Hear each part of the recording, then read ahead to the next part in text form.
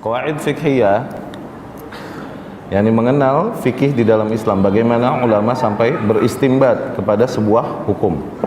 Yang pertama perlu diketahui, di dalam Islam terdapat 5 hukum. Ini dulu, yaitu apa? Wajib, tayyib, sunnah, mubah, makruh, dan haram. Wajib ada bahasa lainnya fardu,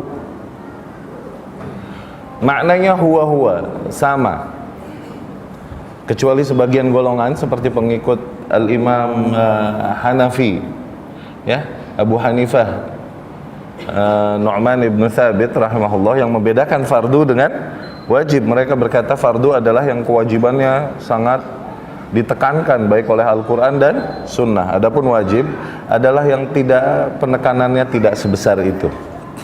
Ini mereka doang yang membedakan. Namun kebanyakan ulama mengatakan fardu dan sunnah, fardu dan wajib dia juga sudah, ya.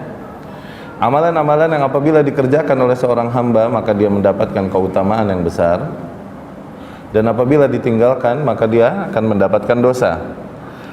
Mulai selanjutnya yaitu sunnah. Sunnah adalah, bahasa lainnya ada juga, ada mustahab, ya, mandub. Bahasa-bahasa para ulama untuk menekankan hal ini, yakni hal, amalan-amalan, ya, hal-hal yang apabila dilakukan mendapatkan pahala, namun tidak dilakukan pun tidak juga mendapat dosa, namun merugi, ya. Kemudian masuk ke mubah. Mubah adalah titik netral, yakni tidak ada larangan dan tidak ada perintah pada hal tersebut. Mubah adalah al-aslu fil asya. Al-aslu fil asya maknanya hukum asal atau hukum inti dari segala hal itu mubah. Nanti ini yang akan kita jelaskan. Kemudian mulai turun lagi derajatnya sampailah makruh.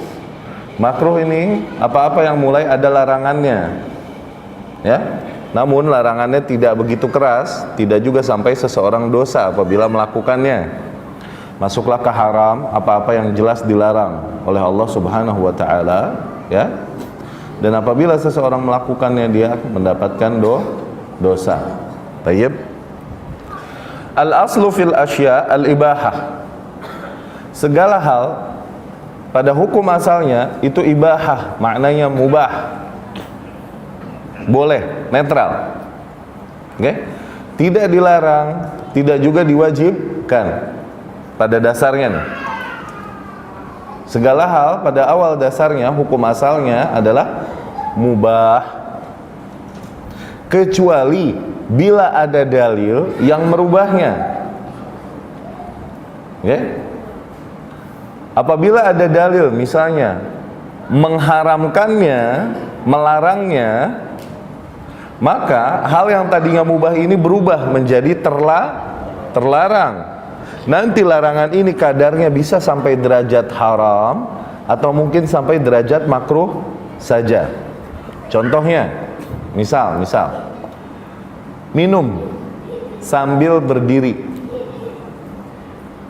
oke? Mubah dasarnya boleh. Namun ternyata ada dalil yang melarang. Rasulullah SAW berkata yang maknanya la yashrabanna. Di sini ada TK rupanya. Ada taman kanak-kanak di Al-Muhajirin.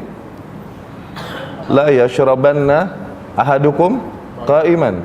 Jangan salah seorang di antara kalian minum sambil berdiri. Adalah sebuah larangan. Tadinya mubah, mulailah terlarang. Karena apa? Datangnya sebuah larangan dari Rasul sallallahu alaihi wasallam. An-nahyu yufidu tahrim. Yang namanya larangan ini memberi makna, memberi nilai keharaman pada awalnya.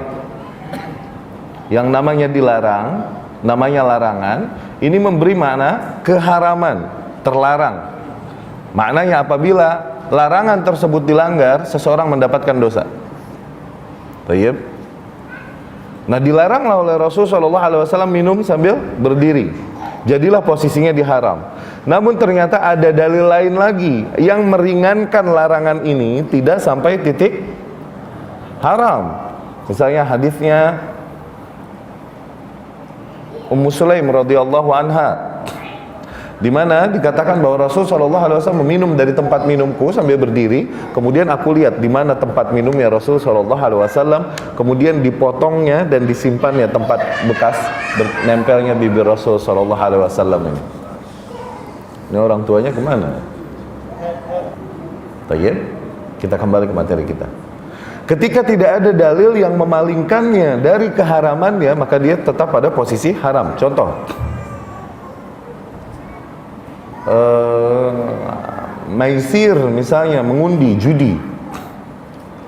Segala sesuatu pada hukum dasarnya boleh, mubah. Oke, berarti judi boleh. Cuman ternyata datang dalil yang melarang judi, ya. Innamal maisiru wal ansabu wal azlamu rijsun min amali syaitan fajtanibu jauhi. Oke, ini udah mulai sebuah larangan. Berubahlah dia tadinya dari boleh menjadi terlarang, jadi haram. Baik. Dan tidak ada dalil yang memalingkannya dari haram ini ke derajat makruh, maka tetaplah dia di posisi haram. Ya, inilah kenapa sesuatu bisa menjadi haram, kenapa sesuatu bisa menjadi makruh. Ya. Begitupun yang wajib. Ketika tadi kaidahnya adalah an-nahyu yufidut tahrim, larangan memberi makna pengharaman, maka al-amru, perintah, yufidul wujub, memberi makna kewajiban. Maknanya sesuatu apabila diperintahkan oleh syariat, oleh nas, oleh Al-Quran atau sunnah, maka langsunglah dia sampai, ya ini berubah, posisinya tadinya boleh, hanya sebatas boleh, menjadi wajib. Kecuali nanti ada juga dalil yang memalingkannya dari kewajiban. Turunlah dia derajatnya dari wajib menjadi mustahab misalnya. Oke? Contohnya, ya,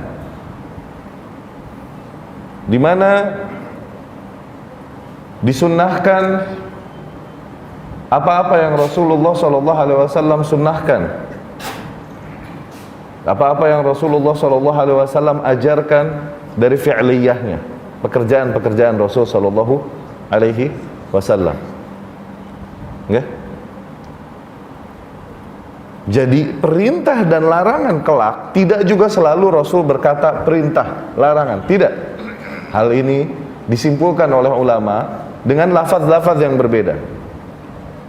Allah Subhanahu wa taala misalnya berfirman, kutiba alaikumus siyam, ditulis, kutiba yakni ditulis, artinya ditulis atas kalian untuk berpuasa. Ada nggak kata-kata perintah di situ? Nggak ada. Cuman dapat difahami dari gaya Allah berbicara di dalam ayat-ayat yang lain. Kutiba di sini maknanya diwajibkan atas kalian berpuasa. Baik, ada nggak perintah di situ? Nggak ada perintah, cuman Allah bilang hal tersebut diwajibkan, maka jadilah perintah bagi kita untuk berpuasa, yakni Ramadan. Tidak ada yang memalingkannya dari kewajibannya, maka jadilah hal tersebut wajib. Baik. Ketika sebuah perintah ada dalil yang memalingkannya, maka berubahlah perintah tersebut yang telah diperintahkan dari wajib turun derajatnya menjadi mustahab, menjadi sunnah. Ya. Baik, sampai situ dulu. Faham?